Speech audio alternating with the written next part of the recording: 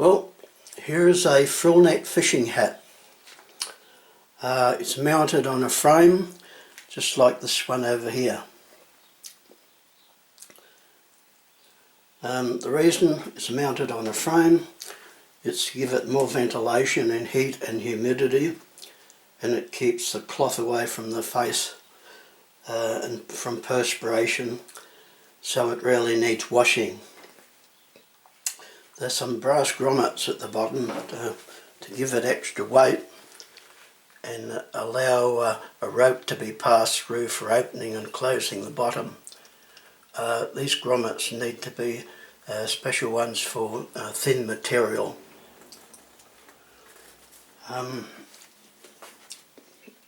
hat is held onto the frame by a piece of elastic cord. You can just see it going across the front. There's a clip that can be carried on the brim to close up the front a little bit more under very sunny conditions.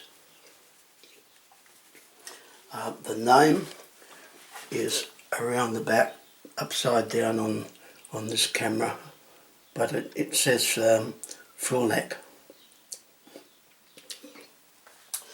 Okay, the tools for preparing the hat. Over here there's an iron. Sometimes the hat is very wrinkled when it comes out of the packet, and it needs just a warm iron because it's polyester cotton, not a hot iron. Down here there's a little thing called a stitch picker from haberdashery, and little parts of Velcro that you don't really need. They can be removed without damaging the material. Across here is a round hole puncher, and you can kind of get away, if you've got a really small set of scissors, you can kind of get away with not using one of those, but I always reinforce the hole with some PVC glue. Over here there's a grommet kit.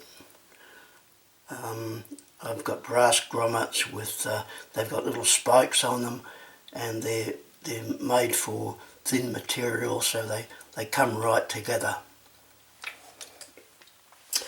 Okay, let's see, moving on to the frame. Here's the frame over here. The frame is an industrial hard hat. The lighter and cheaper it is, the better for this purpose. And you can see that the top has been removed, in this case with a hacksaw blade, but a cutting wheel would be much easier. I've attempted to bring the front to a bit of a peak just to make it look better, and I've tried to lighten it by drilling a lot of holes. The tools needed for doing this over here. Firstly, there's a marking pen to mark out where you want to cut. Next to the marking pin is what you call a spring-loaded punch. You don't need a hammer for it, you just put pressure on it and it will suddenly release. An electric drill, drill set, little screwdriver, and then there's the hacksaw blade.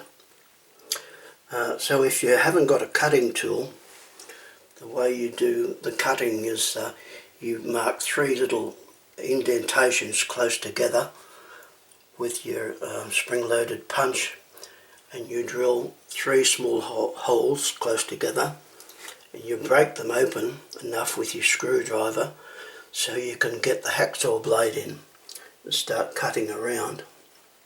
Now, after a little while of cutting, the hacksaw blade will go off centre and start going to the side, in which case you have to drill 3 more holes so you can actually turn the blade and keep it back on your marked line.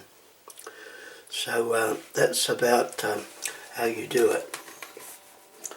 So I've worn this hat for about 5 years, I suppose. Advantages, I would say,